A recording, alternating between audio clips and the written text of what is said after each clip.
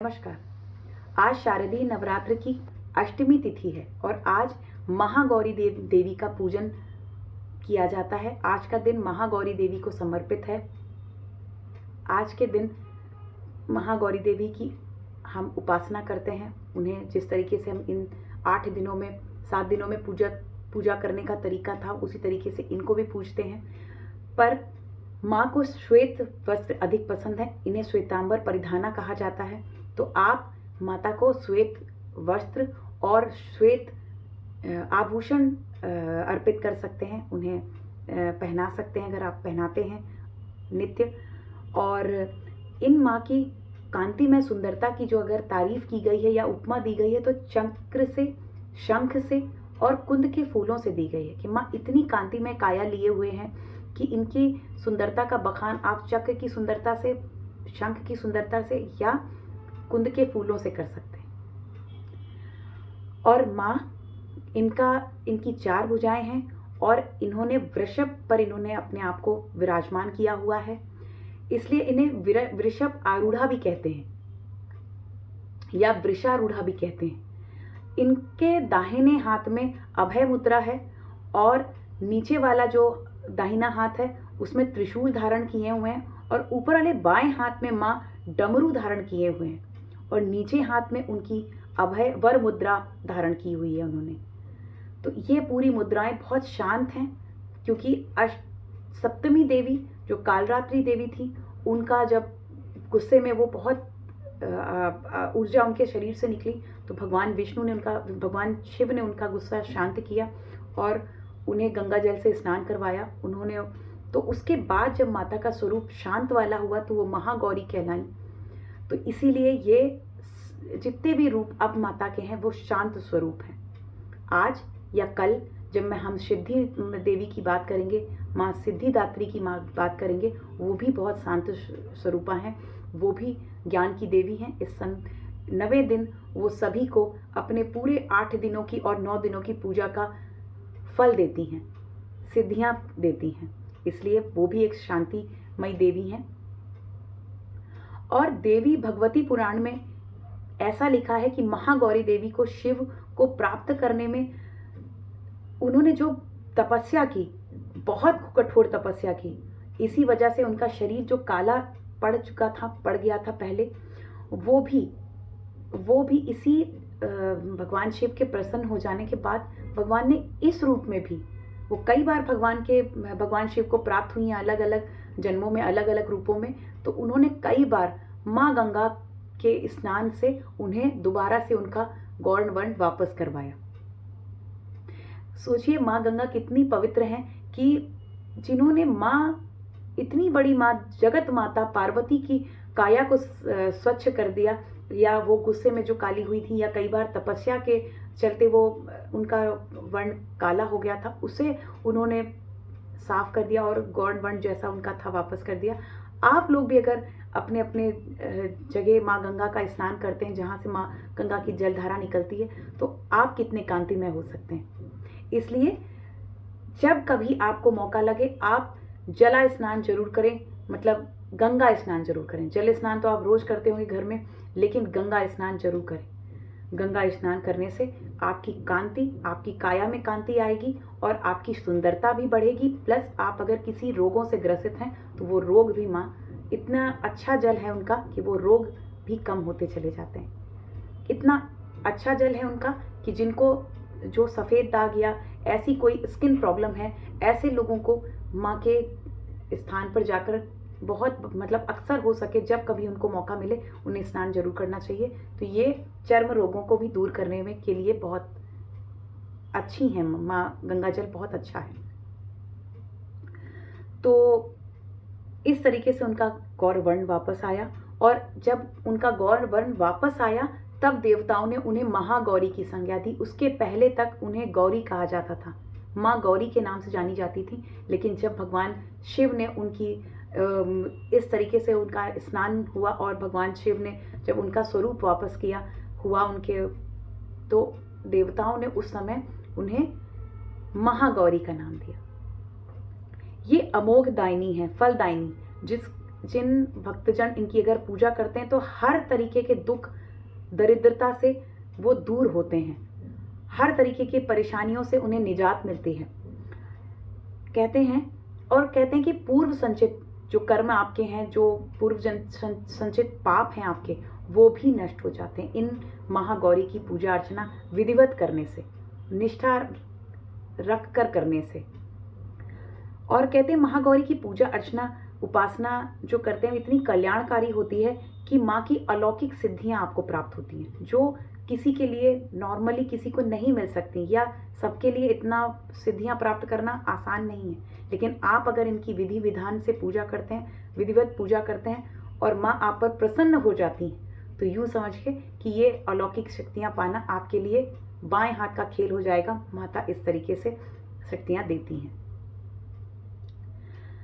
नवरात्र वैसे अब अपने अंतिम पड़ाव में आ चुका है, क्योंकि आज 8वां दिन है और कल माँ सिद्धिदात्री का 9वां दिन होगा और यहीं से माता अपने स्थान पे जाने की तैयारी कर लेंगी। जहाँ हिमालय और जहाँ शिव के साथ शिवप्रिया अपने स्थान चली जाएंगी। तो आज का जो 8वां दिन है उसे आदि शक्ति महागौरी की पूजा अर्चना में पूरे दिन आप लगाइए। आप इस दिन को, बहुत लोग अष्टमी में माँ की छोटे कन्याओं का पूजन करते हैं और उन्हें भोजन कराते हैं, उन्हें कन्या भोज करते हैं, तो ये बहुत अच्छा दिन है। जो लोग नवमी में ऐसा करते हैं उनको चाहिए कि वो अष्टमी में ये दिन कन्या भोज कराएं। अष्टमी ज़्यादा श्रेष्ठ है नवमी के बजाय। तो जो लोग नवमी में कराते हैं वो भी अगर कर सकते हैं तो अष्टमी के दिन कन्या भोज करवाइए। हालांकि कुछ लोग नवमी में कराते हैं, उनके यहाँ ये पद्धति है कि वो नवमी में शुरू से करवाते आ रहे हैं, इसलिए वो नवमी तिथि के रखते हैं, तो वो भी गलत नहीं है। देवी भगवत पुराण के हिसाब से देवी पार्वती की तपस्या के दौरान जो उन्होंने खाया वो है उनका कंदमूल फल। तो आप कंदमूल फल तो नहीं मिलेगा आपको कहीं, लेकिन आप इनको फल अर्पित कर सकते हैं। सेब है या कोई भी चीज़ें जो आपके घर में उस समय उपलब्ध हो, आप माता के आगे लगाइए। और माता ने उस समय पत्तों को खाया था, बिल्लव पत्र, सूखे बिल्लव पत्र खाती थी।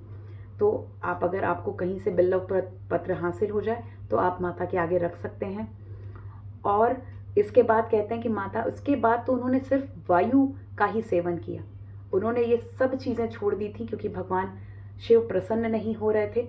उन्होंने ये सब त्याग दिया था और इसके बाद उन्होंने और कठिन तप शुरू किया जिसमें उन्होंने कुछ भी खाना छोड़ दिया था और वायु पीकर ही वो जीवित रहती थी। तो सोचिए कितना कठिन तपस्या और कितने हजारों वर्ष माता ने जंगलों में रहकर तपस्या की, तब भगवान शिव को उन्होंने पति रूप में प्राप्त किया। माता का मंत्र है सर्व मंगल मांगल्ये शिवे सर्वार्थ साधिके शरण्ये त्र्यंबके गौरी नारायणी नमस्तुते। इस मंत्र का जाप आप 108 बार कर सकते हैं। इसे आप कमलगट्टे की माला पर और रुद्राक्ष की माला पर कर सकते हैं। इन दो मालाओं पर माता के मंत्र उच्चारित किए ही जाते हैं। और महागौरी का देवी किस चीज़ की देवी हैं या वो हमें क्या लाभ देती हैं, तो ये देवी धन और वैभव की अधिष्ठात्री हैं। धन और वैभव इनसे ज़्यादा कोई नहीं दे सकता। अगर ये देने पर आ जाएं तो आप माला माल मतलब छप्पर फाड़ के धन बरस सकता है। आप रात हो सकता है बड़े दुखों में कटे और सुबह उठते ही आपकी आंख खुले तो आप अलग ही किसी दुनिया में हो, अगर माँ आप पर प्रसन्न हो जाए या ऐसे कोई रास्ते बना दें कि आप उस तरफ चल पड़े और आप अपने जीवन के जो भी चाहते हैं, धन और वैभव की चाहत तो हर किसी को होती है, वैभव और विलासता की और लग्जरी की चाहत किसी नहीं है। दुनिया में हर आदमी इस समय इन चीज़ों को पाना चाहता है। तो ये इनके लिए छोटी सी बात है। माता ये आपके लिए, आप अगर इनकी विधिवत पूजा करते हैं तो माता ये भी करती है। इन्हें अन्नपूर्णा देवी भी कहा जाता है क्योंकि धन की देवी होने के साथ ये धान्य की देवी भी हैं, मतलब खाने पीने के सामान की भी। तो माँ का दूसरा नाम अन्नपूर्णा भी है। और ये सुख शांति की देवी भी हैं। तो अगर जिन घरों में सुख और शांति की कमी हो रही है, जिन घरों में लड़ाई झगड़े बहुत होते हैं, बहुत सी समस्याएं हैं, तो आप इन माता की पूजा अर्चना कर सकते हैं। और संसार के हर तरीके के सांसारिक जो भी सुख वैभव आप जिनको गिनते हैं, चाहे वो मतलब कुछ भी हो, धन दौलत, जो भी, रुपया पैसा, नाम सम्मान, पद प्रतिष्ठा, सब कुछ देने में माँ सक्षम है। ऐसा कहते हैं कि जो ये माँ है बहुत कोमल, उज्जवल और श्वेत वर्ण है, और इन श्वेत वस्त्रधारी भी हैं, और इनको सफेद बैल पर, माफ कीजिएगा, सफेद बैल पर ये सवार होती हैं। बेलपत्र तो खाती थी, इसलिए आप इनके आगे बेलपत्र लगा सकते हैं, आप इन्हें अर्पित कर सकते हैं। और ये सफेद बैल पर भी आरूढ़ हुई हैं, तो इन्हें वृष आरूढ़ा भी कहते हैं। जैसा कि मैंने पहले अपने बताया शुरू में कि इनका दूसरा नाम वृष आरूढ़ा भी है। और आप इनके प्रसाद में नारियल जरूर रखिएगा, क्योंकि ये नारियल भी बहुत पसंद करती हैं। तो जो लोग कलश स्थापना करते हैं वो तो नारियल रखते ही हैं, लेकिन जो लोग नारियल कलश स्थापना नहीं करते हैं वो इनके निमित्त एक नारियल इस दिन जरूर अर्पित करें। फिर उसी नारियल का अगले दिन जब सिद्धिदात्री माँ की पूजा होगी, उसके तत्पश्चात आप इस नारियल को कन्याओं में और माँ को इसका जल अर्पित कीजिए, फिर कन्याओं में इसे प्रसाद रूप में बांट दीजिए, और जहाँ जहाँ आपको देना आप वहाँ दे सकते हैं, और आप भी इसे प्रसाद रूप में सेवन कीजिए। ऐसा कहते हैं कि माँ को सब्जियां भी बहुत पसंद हैं, काले चने भी बहुत पसंद हैं, तो आप हलवा पूड़ी के साथ साथ सब्जियां और काले चने जरूर बनाएं। ये भी इनका भोग है। हलवा पूड़ी तो इनका भोग है ही, लेकिन आप काले चने और सब्जी, जो भी आप सात्विक सब्जियां हैं, आलू टमाटर या जो भी आपकी इच्छा हो, लेकिन सब्जी सात्विक होनी चाहिए। आलू टमाटर की सब्जी ज़्यादातर बनती है। इन दिनों लोगों को प्याज से थोड़ा बचाव करना चाहिए। प्याज लहसुन को बिल्कुल नहीं खाना चाहिए, क्योंकि वो भी तामसिक भोजन में आता है, और इन दिनों हम सात्विक तरीके से रहते हैं, इसलिए इन चीज़ों को आपको छोड़ना चाहिए। और नॉनवेज और जो लोग शराब वगैरह पीते हैं, उन्हें भी इन चीज़ों से थोड़ा इन 9 दिनों को बचना चाहिए। इन दिनों जितना हो सके आप सात्विक रहें, जितना हो सके अच्छा बोलें, अच्छा खाएं, शांत रहें, जितना हो सके माता की पूजा में लीन रहें, जितना हो सके उनके मंत्र करें, जितना हो सके आप उन्हें सिद्ध करने की कोशिश करें। तो आज के लिए बस इतना ही। और हाँ, माता की पूजा के समय आप गुलाबी, लाल या सफ़ेद, ये 3 कलर के कपड़े आप धारण कर सकती हैं। आप इन्हीं को माता को भी पहना सकती हैं, इन्हीं कलरों को, और आप भी धारण कर सकती हैं, तब आप पूजा अर्चना भी कर सकते हैं। तो इस तरीके से माता की पूजा होती है, और इस तरीके से आज की अष्टमी देवी की, अधिष्ठात्री देवी महागौरी की सुंदरता, उनके गुण और उनकी वो क्या हमें लाभ देती हैं, इन सब चीज़ों के बारे में आज मैंने आपसे बात की। कल माँ सिद्धिदात्री का और नवरात्रों का आखिरी दिन है। कल मैं सिद्धिदात्री माँ की कहानी, व्रत किस तरह करते हैं या किस तरह व्रत पारण करते हैं, ये सारी जानकारी मैं कल अपने अगले वीडियो में लेके आऊँगी। तब तक के लिए नमस्कार। जय माता दी।